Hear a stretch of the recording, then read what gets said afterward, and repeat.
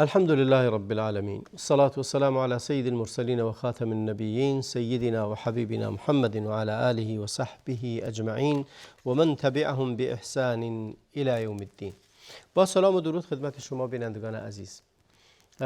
در جستجوی گنج همچنان به دنبال گنج‌های جدیدی هستیم و چیزهای جدید رو فتح می‌کنیم و گنج‌هایی رو برای شما معرفی می‌کنیم که ثروتمند بشید، به جایی برسید که در روز قیامت وقتی که همه دارن اعمالشون رو وزن می‌کنن، میزان قیامت شما بسیار سنگین شده باشه و بسیار با ارزش شده باشه. ثروتمند به حضور خدا برید، ثروتمند باشید از حسناتتون، از باقیات صالحاتتون، از اعمال نیکتون و در دنیا هم ثروتمند باشید با اخلاق نیکتون، با رفتار خیرخواهانتون، با تدبیر و افکار خوبی که در وجودتون هست و همچنین ثروتمند باشید در درونتون و احساساتتون. این بسیار مهم هست. امروز در مورد یک گنج دیگه صحبت میکنیم و اون هم گنج حضور قلب در عبادات هست. حضور قلب خیلی مهم هست. حضور قلب اصل و اساس هست. وقتی که کسی قلبش لاهی و مشغول باشه عبادتش قبول نیست. پیامبر در حدیثی فرمودند خداوند دعای کسی رو که از روی قلب لاهی و مشغولی دعا میکنه نمیپذیره. ان الله لا يقبل الدعاء من قلب لاه، از قلبی که در له و لعب به سر میبره، اون قلبی که اصلا نمیدونه خودش هم چی داره میگه، دست بلند کرده دعا میکنه ولی خودش هم حواسش نیست، دلش جای دیگه است، حواسش جای دیگه است، نماز میخونه ولی حواسش توی دلش به دنبال مال دنیا، به دنبال معشوقه دنیاش، به دنبال گناه و معصیتش، به دنبال دزدیش، به دنبال خیانتش.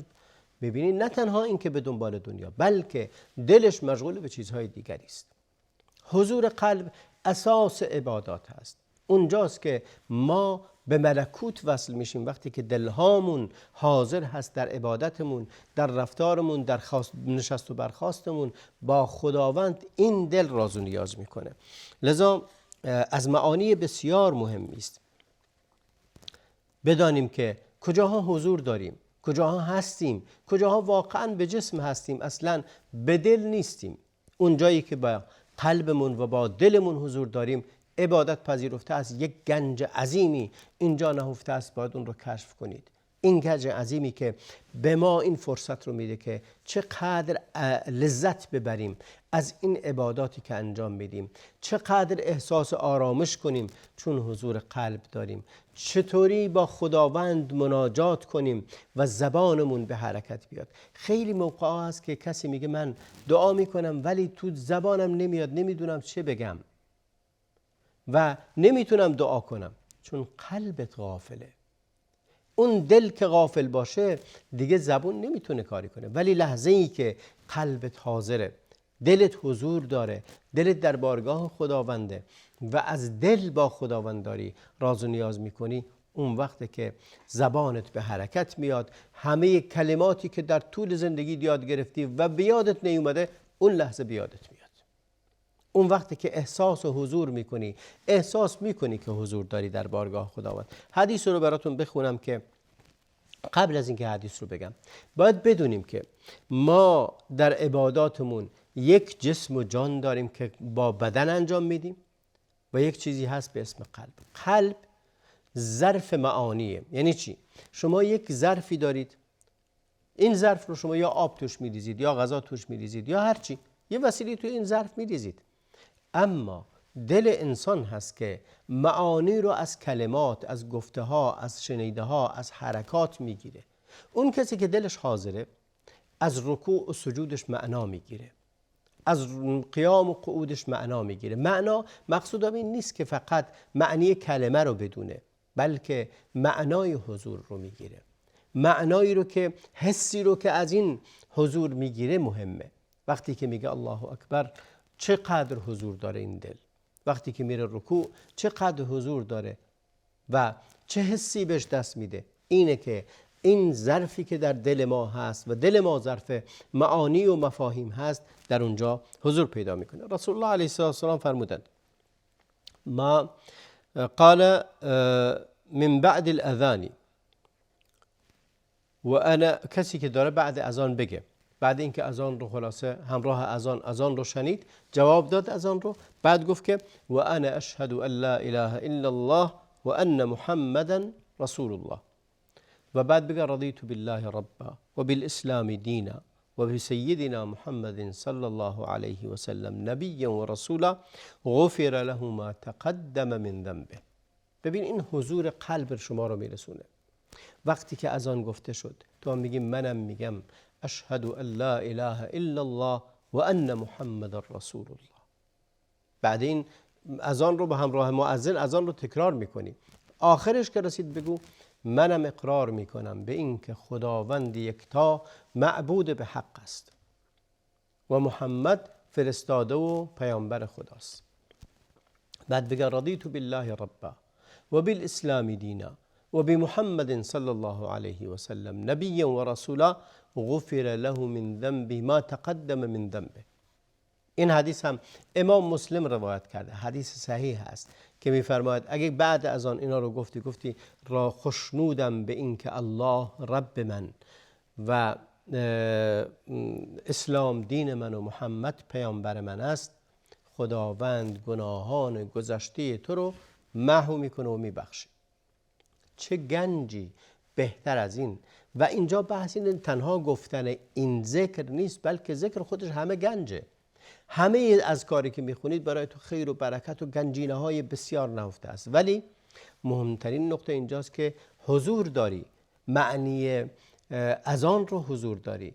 و الا چگونه میگه من هم گواهی میدهم؟ این که دلت حاضر باشه اونجا، نه اینکه این ذکر رو و این تسبیحات رو حفظ کنی و همینطوری بگی بدون اینکه قلبت حاضر باشه. باید قلبت معانی اذان رو در وقتی که داره میگه اشهد ان لا اله الا الله، تو هم همراهش میگی اشهد ان لا اله الا الله. میگه اشهد ان محمد رسول الله، تو هم تکرار میکنی. میگه حی علی الصلاه، تکرار میکنی. حی علی الفلاح، تکرار میکنی. ولی در آخر اگر دلت غافل باشه خودت هم نمیدونی چی گفتی، ولی وقتی دلت حاضره در آخر میگی منم گواهی میدهم به این که خداوند یکتا هست و معبود به حق و اما محمد رسول الله و فرستاده خداست. و این که تو اعلان رضایت و خوشنودی میکنی از خدا و از اسلام و از پیامبر، این باعث میشه گناهات بخشیده بشه. حضور قلب برای اینه که این احساس ها و این معانی و مفاهیم رو ما دریافت کنیم از این اعمالی که انجام میدیم. رسول الله علیه السلام وقتی که به نماز میرفتند، در بعضی از روایات گفته نماز صبح ولی در همه نمازها هست، وقتی که به نماز میرفتند، به مسجد میرفتند، میگفتند اللهم اجعل فی قلبی نورا و فی بصری نورا و فی سمعی نورا و عن یمینی نورا و عن شمالی نورا و امامی نورا و خلفی نورا و فوقی نورا و تحتی نورا و جعل لی نورا. این که میگه خدایا در دل من نوری قرار بده، داره میره به طرف مسجد. نور یعنی این که در دل من روشنایی قرار بده که راه درست رو پیدا کنم. این نور روشنایی هست، هدایت هست. اینه که تو داری میری به طرف مسجد، بگو خدایا در دلم نوری قرار بده، در چشمم نوری قرار بده، در گوشم نور قرار بده. ببینید ما دریافت معانی رو از کجا دریافت میکنیم؟ یعنی علم رو از کجا دریافت میکنیم؟ یاد گرفتنی ها رو از کجا دریافت میکنیم؟ خداوند در قرآن کریم فرمود ان السمع والبصر والفؤاد كل اولئک کان عنه مسئولا. سمع و بصر، سمع با گوش پیام ها رو میشنوی و علم رو یاد میگیری یا میری دنبال چیزای بد رو یاد میگیری. با چشمت امور رو تجربه میکنی و تست میکنی و یاد میگیری. با دلت اون رو تحلیل و تجزیه میکنی و تبدیل میشه به علم. پس قلب مکانی است که در اون در واقع معانی دریافت میشه، استقبال معانی مختلف رو میکنه. داده ها رو با وسیله چشم و گوش میگیریم، اما با وسیله قلب از اون استنتاج میکنیم و علم رو میگیریم. رسول الله علیه السلام در وقت رفتنشون به مسجد این دعا رو میکردن. ما داده ها رو درست بگیریم، بگی اللهم اجعل فی قلبی نورا و فی سمعی نورا و فی بصری نورا نور اگر در دل ما باشه، نور اگر بر چشم ما و گوش ما باشه، معانی رو یا معلومات رو درست دریافت میکنیم و قلب هم اگر نورانی باشه از اون معلومات معانی درستی رو دریافت میکنه. انسان بر هدایت خواهد بود. ولی اگر شما یک عینک تاریکی بر چشمت زده باشی همه چی رو تاریک میبینی. وقتی که پنبه به گوشت گذاشته باشی همه چی رو ضعیف و یا نادرست میشنوی یا غلط میشنوی. و این پنبه و عینک ها هوا و هوس و رغبات دیگری است که نمیذاره شما معلومات درست رو دریافت کنی، نمیذاره آیات رو درست بفهمی، نمیگذاره که حدیث رو درست بفهمی، نمیگذاره که پیام دین رو درست بفهمی. حتی اگه معلومات درست در اختیارت هم قرار گرفت، قرآن رو خوندی، حدیث رو خوندی، ولی چون بر این قلب غشاوه و پرده وجود داره و غل و غش وجود داره و نورانی نیست، نمیتونی معنی خوب رو دریافت کنی. برداشت غلط میکنی، برعکس داری بر علیه همین قرآن داری کار میکنی و اسم خودت رو قرآنی هم گذاشتی. لذا دریافت این معانی بزرگ به وسیله این حدیث که فرمود اللهم اجعل فی قلبی نورا و فی سمع نورا و فی بصری نورا و عن یمین نورا و عن شمال نورا و امام نورا و خلف نورا و فوق نورا و تحت نورا. این رو هر روز که رفتی به مسجد بخون که به سبب میشه که دلت نورانی بشه و راه درست رو پیدا کنی و درست بشناسی. خب اگر برگردیم گنجینه‌ای که در مسئله حضور قلب وجود داره، خداوند ربط داده است نجاح و موفقیت و فلاح انسان رو به خشوع در قلب، به حضور قلب. فرمود قد افلح المؤمنون الذين هم فی صلاتهم خاشعون. اون کسی که در نمازش خاشعه. نفرمود اون کسی که نماز میخونه فقط، نفرمود الذين یصلون، فرمود الذين هم فی صلاتهم خاشعون. همه نماز میخونن ولی رستگار اون مؤمنی است که در نمازش حضور قلب هست و خشوع داره. خشوع بعد از حضور قلب میاد. اون کسی که دلش آگاهه و داره با دل به خداوند مناجات و بندگی میکنه، خشوع بر دلش ظاهر میشه. لذا نجات انسان و پیروزی انسان مرهون به خشوع در دل هست. صلاح قلب انسان، سلامتی اون منعکس کننده سلامتی همه بقیه اعضا و جوارحش یا بقیه تصرفات و رفتارهای اون انسان خواهد بود. و در حدیث دیگری فرمود هر قدمی که بر می داریم ما یک خیر دیگری برامون میاد. ان الذين يخشون ربهم بالغیب لهم مغفرة و اجر کبیر.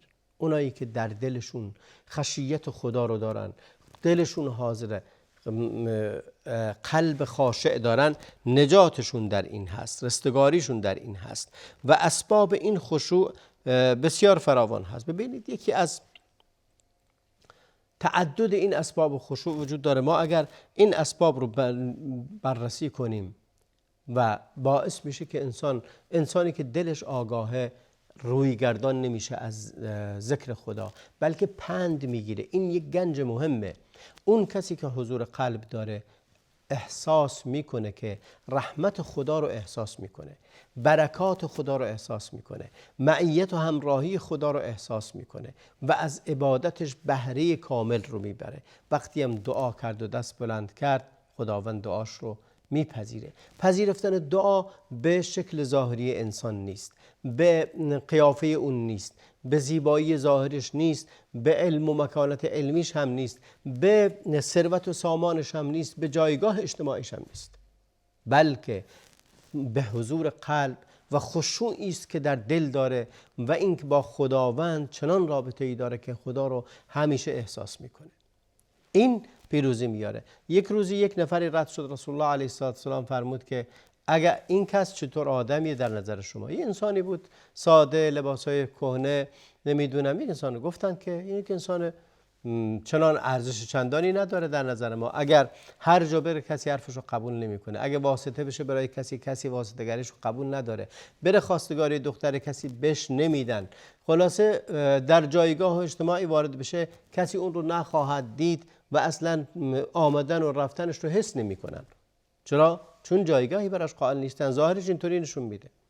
میگه بعد یه مدتی که دیگری رفت که ظاهر خیلی خوبی داشت، لباسای خیلی خوبی داشت، عمامه خیلی قشنگی داشت. گفت که نظرتون در مورد این چی؟ گفت که این هر جا وارد هر مجلسی بشه جا براش باز میکنن، در صدر مجلس مینشونن، هر جایی که واسطه بشه حرفش رو قبول میکنن و وساطتش رو قبول میکنن و اگه بره خواستگاری دختر کسی تقدیم میکنند و با کمال میل دختر بهش میدن.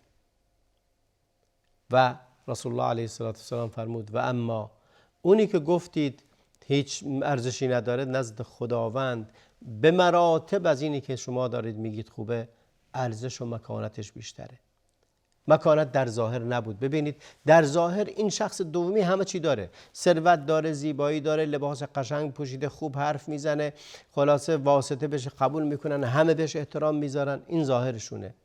اما اونی که در دل و پنهان و کسی نمیدونه، اون هست که اون انسان با دلش در حضور خداوند حاضره و قلبش مالامال از محبت خداوند و از محبت دین خداوند. از وقتی که دعا میکنه در حدیثی فرمود لو اقسم علی الله لابر.